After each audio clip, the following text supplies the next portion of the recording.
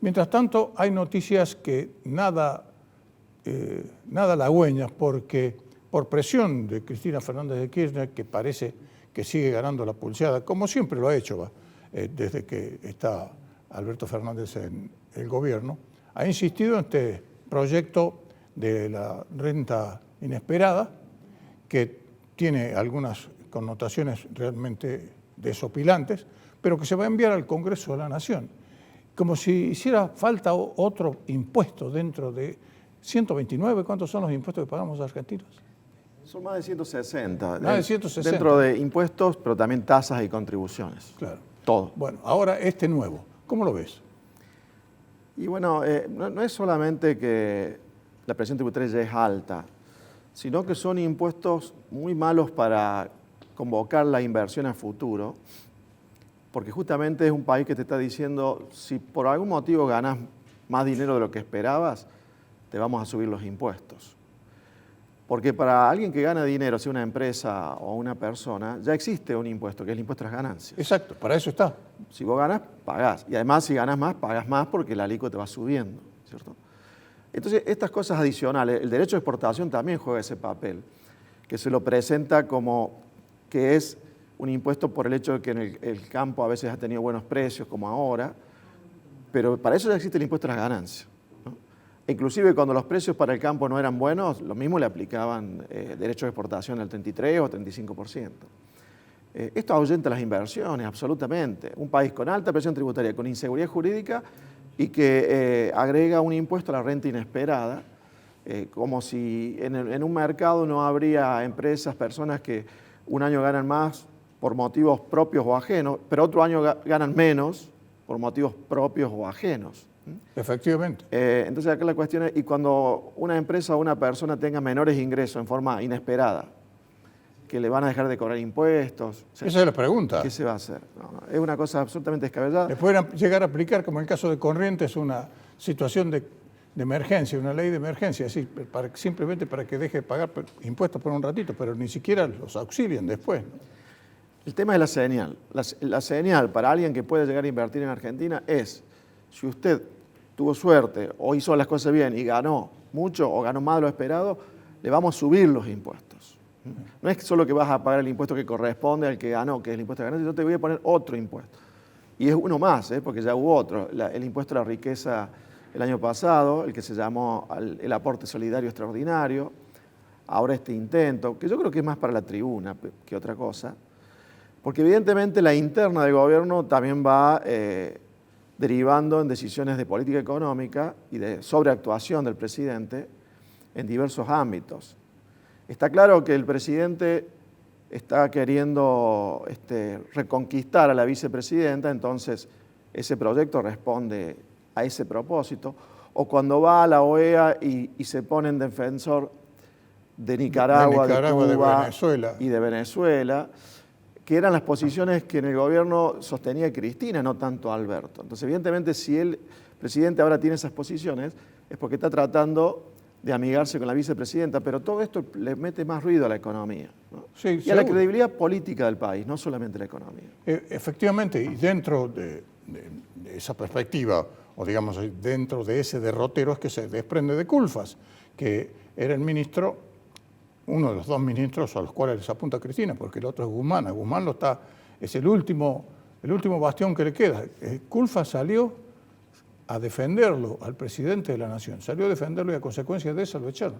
Pero lo echaron por una cosa, pero por un tema todavía mucho más grave, porque él está revelando que la corrupción, lejos de haberse detenido, a pesar de todos los procesos que ha involucrado a prácticamente todo el anterior gabinete que tenía Cristina Fernández de Kirchner, demuestra de que la corrupción sigue vigente y que en este caso lo lleva adelante gente de la Cámpora porque son empresas amigas, como es el caso, antes eran amigos, pero parece que ahora Techint es amigo, con el tema del gasoducto que se llama Néstor Kirchner y que no se ha construido porque fue una licitación hecha a medida precisamente de esa empresa, con sobreprecios, porque si se considera lo que cuestan esos caños, es una cuestión de milímetros en la chapa, ¿viste cómo es el asunto, ¿no? Es decir, ponen uno de 30 de 3 milímetros cuando se la puede hacer menor y el costo sería menor y además es el que se usa en otros gasoductos en distintos lugares del mundo. Y eso va en detrimento de otras empresas que efectivamente están invirtiendo en el país. Sí, Culfas estuvo en la mira de Cristina desde el primer momento, Sí, seguro. porque escribió un libro respecto a la anterior gestión, criticando sobre todo el segundo periodo de Cristina. Efectivamente. Evidentemente Cristina ya lo tenía en la mira, repito, desde el inicio de la gestión. Bueno, ahora ha logrado sacarlo del ministerio. También a Guzmán, como decías, hace tiempo lo viene cascoteando, ¿no? A pesar de que primero lo impulsó como el amigo de Stiglitz. Pero ya que estamos hablando de temas institucionales, hay también algo muy grave. Yo creo que lo más grave, si eso se llega a concretar, ese proyecto que ha surgido, esa idea de ampliar la Corte a 24 a 24 miembros y que haya un representante por provincia. Si eso sale, Gustavo, apaguemos la luz, se terminó.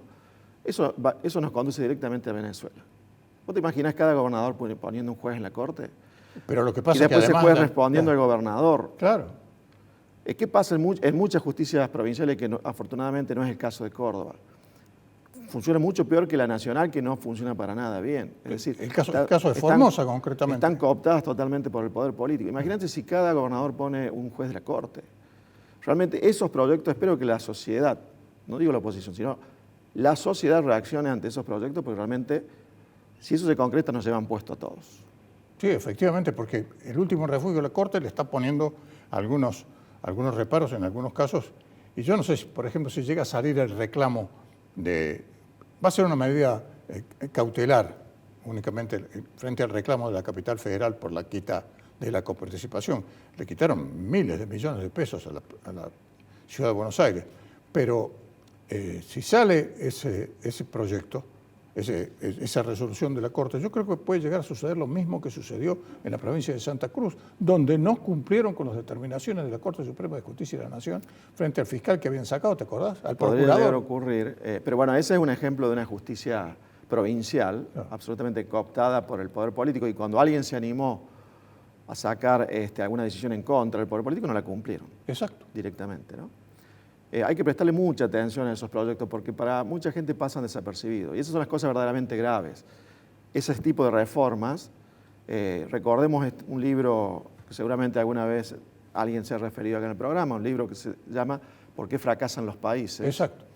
De Acemoglu y Robinson, que plantea que los países fracasan económicamente porque tienen malas instituciones. Tienen malas instituciones que le llama extractivas. Una de ellas es tener la justicia cooptada. Entonces luego la sociedad no puede confiar en que la justicia sea ecuánime cuando está por medio del sector público. O sea, si está el sector público contra un privado, siempre la razón va a ser para el sector público con las cortes cuando son cooptadas, que es lo que pasa en Venezuela, por ejemplo. Entonces hay que prestarle mucha atención a ese tipo de iniciativas que evidentemente vienen también de la vicepresidencia y quizás sea también otra prenda del presidente que le quiere mostrar a la vicepresidenta que está tratando de congraciarse con ella, ¿no? Lo de la Corte, la posición internacional de la Argentina, poniéndose como la voz cantante de países donde no se respetan los derechos humanos, donde la democracia o no hay o funciona pésimamente. También en la provincia de Buenos Aires sigue recibiendo muchas transferencias discrecionales, que yo creo que esa es otra muestra de que el presidente está tratando de reconquistarla a la vicepresidenta, porque evidentemente el bastión de Cristina es la provincia de Buenos Aires. Una serie de situaciones en las cuales la interna del gobierno al final termina afectando la política económica, ¿no? Efectivamente es así, no se puede pensar de otra manera. Sobre todo cuando desde el propio presidente, que por un momento se muestra de acuerdo con, o queriendo acercarse a los Estados Unidos, ahora va a la cumbre, pero estaban diciendo que querían organizar otra contracumbre, pero en el medio está también las dudas de que se pueda llegar a cumplir con el acuerdo del Fondo Monetario Internacional, porque precisamente Cristina Fernández de Kirchner está en contra. No, eso no tengas dudas. Nosotros sacamos un informe de la semana pasada donde mostramos que los recursos del Estado este año, la verdad que vienen muy bien. Los últimos datos, la recaudación suben 20 puntos más que la inflación, ¿cierto?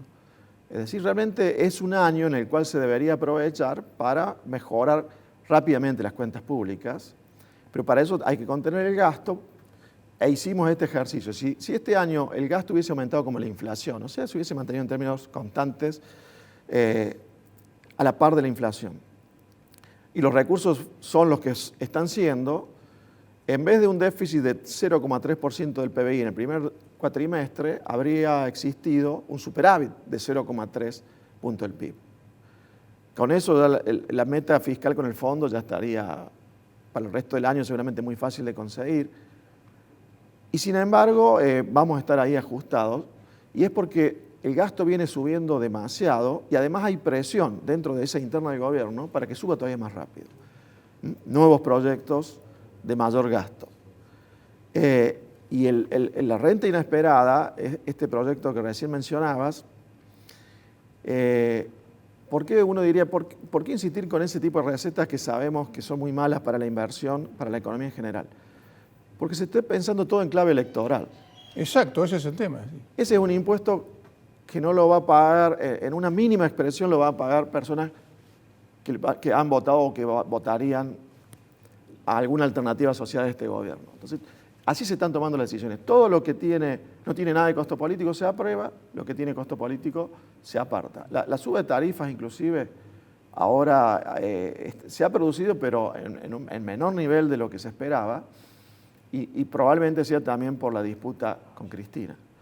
Y si bien la gente puede estar pensando, bueno, pero está bueno que no suban tanto las tarifas, el tema es que en algún momento hay que pagarlo. El déficit fiscal va a ser cada vez mayor y terminamos pagando, las tarifas las terminamos pagando en la inflación. Exacto, ese es el tema. El dinero nos lo sacan y quizás en mayor cuantía por el otro bolsillo, no por el que pagamos las tarifas, sino por el otro.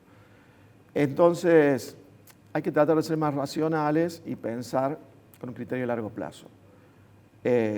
Pagar tarifas regaladas implica problemas para el sector energético, problemas porque después falta la energía.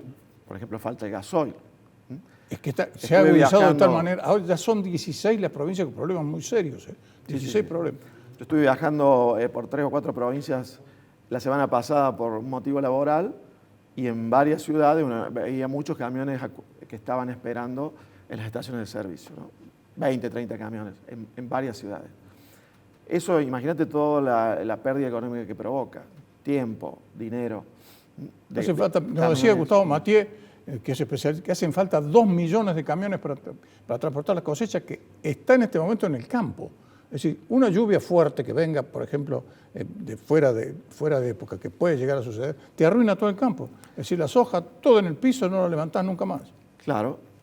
Y estas demoras traen más incertidumbre, en definitiva, de que te pueda tomar algún evento de este tipo.